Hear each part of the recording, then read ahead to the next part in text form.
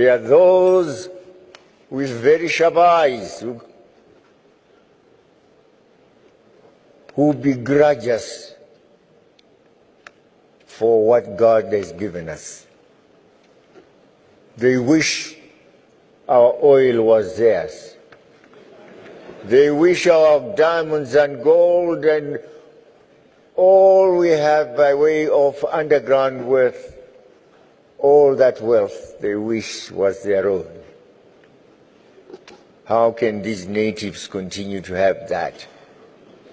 And when they look at their little island, the little British Isles there, naked with nothing to offer, except now the remains of coal, which they are burning every day. When they look at us and America with its vast territory, with all those automobiles,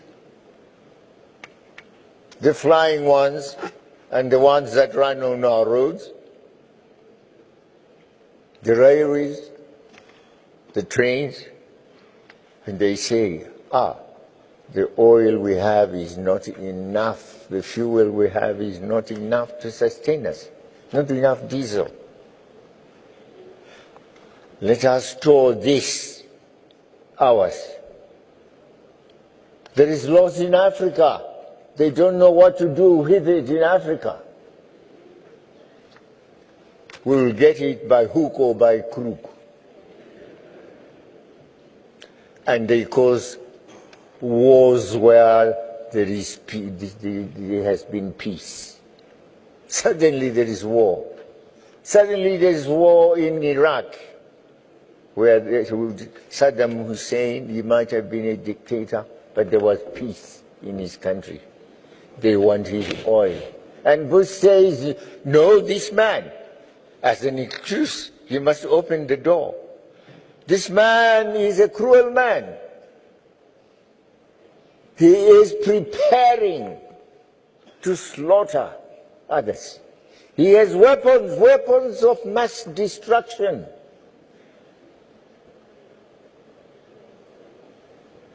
Poor Saddam Hussein has no media. He cannot answer properly. He cannot defend himself and protect himself. He has weapons of mass destruction. Bush goes to the United Nations. No, the United Nations cannot sustain it. No. Well, with or without the United Nations, I will go fight this man. He is a danger to the world. And little Bush says, little Blair says, I'll follow.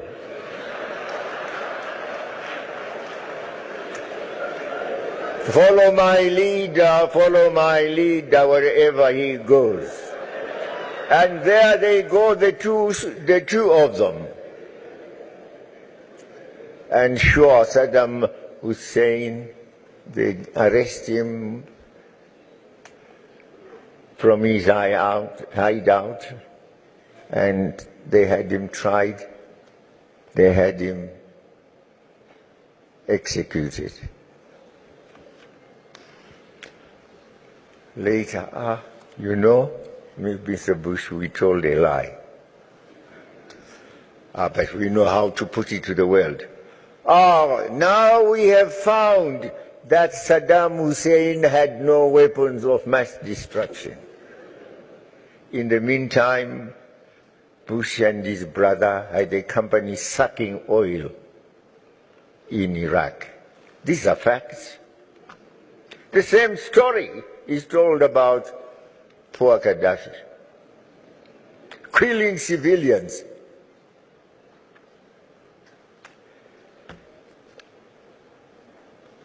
This comes to the United Nations Security Council, Chapter 7. They get the NATO powers, the 2/3 majority. And there they go, all of them. The leader of Britain, the leader of France, the leader of Italy, Berlusconi. You know, I never knew Berlusconi loved fights. I knew he loved women.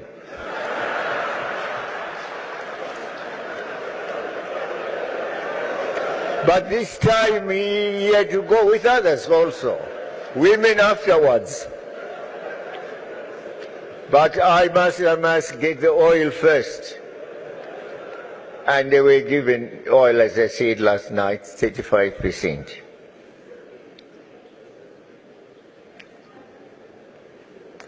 Gaddafi is killed, alongside children, also killed.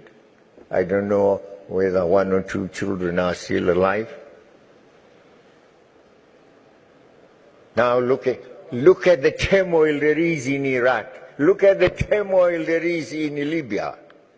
All that to confuse the situation so they can have an excuse to go in and draw the fuel as we fight each other.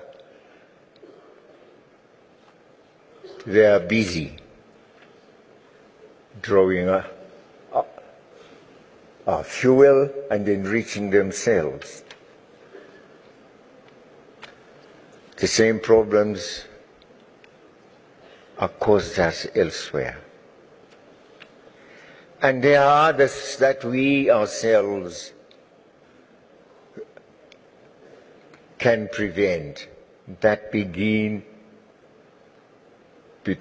amongst ourselves. Tribalisms, racisms, failure to agree on politics, which way we should go, who should rule, who should not. And we put a yoke on around our necks. We say, each